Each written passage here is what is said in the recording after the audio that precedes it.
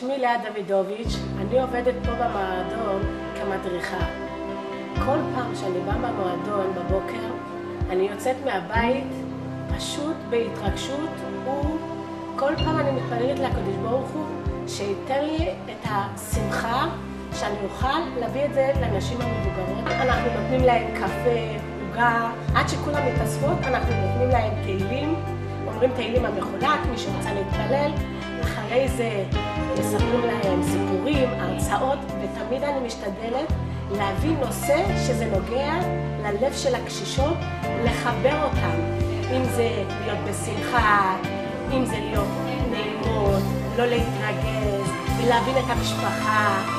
כל הדברים האלה אני מאוד משתדלת שהם יקבלו קצת בכל יום.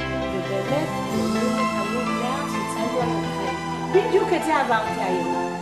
זה פשוט סיפוק אי אפשר לתאר לזה. זה ממלא אותי כמו שהם אומרים. זה ממלא אותנו לכל היום לחשוב מה שהיה פה. לי זה ממלא בשמחה רוחני שאי אפשר להסביר את זה במילים. אחרי זה אנחנו עושים מלאכות. המקצוע שלי זה 25 שנה בציור אומנות, ופה אני עושה איתם דברים מדהימים, כי לפעמים חושבים, אולי אפשר לתת להם רק לעשות משהו קטן. לא, דווקא אני מנסה להוציא מהם מה שהם לא יצאו כל החיים. ובאמת, יש נשים שהם לא ידעו אפילו שיש להם כישרון. ופתאום הם אומרים, לא ידענו. והם מרגישות שהם שווים בעולם. ככה הם חשבו שהם אנשים מיותרים כבר נטל על המשפחה. ופתאום הם מביאים תמונה יפה לבית, נותנים את זה למתנה ללידה, מתנה לחתונה, וזה תמונות ברמה גבוהה. אני בעיקר משתדלת גם לעשות בנושא של הסוכה. ולסוכה, אפילו שזה לא כל כך מוצלח, בכל סוכה, מה שתלוי איזה תמונה, זה עושה יפה. אז זה גם מצווה, זה כלי בנדאו, לעשות יפה את הסוכה. וגם במרגישות שהן מביאות תמונה, והם פשוט שווים. יש גם נשים שהן מרגישות שהן באים פה גם לעבודה. כאילו הם באים לכמה שעות, הם הולכים הביתה.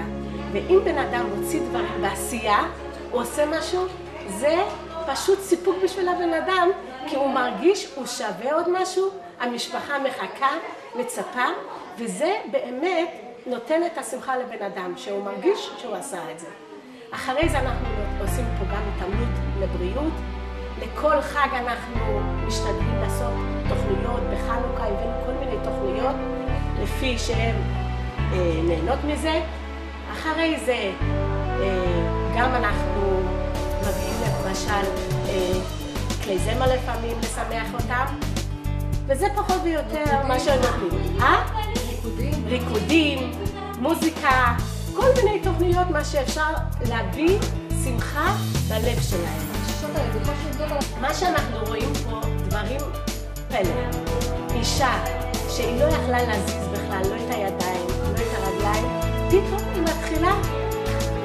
אישה אחת שלא רצתה לדבר אפילו עם אף אחד, לא עם הילדים, לא עם המשפחה, פתאום, מרוב שמחה שהיא מקבלת פה, היא מתחילה לדבר עם המשפחה, מתחילה להתקשר עם העולם.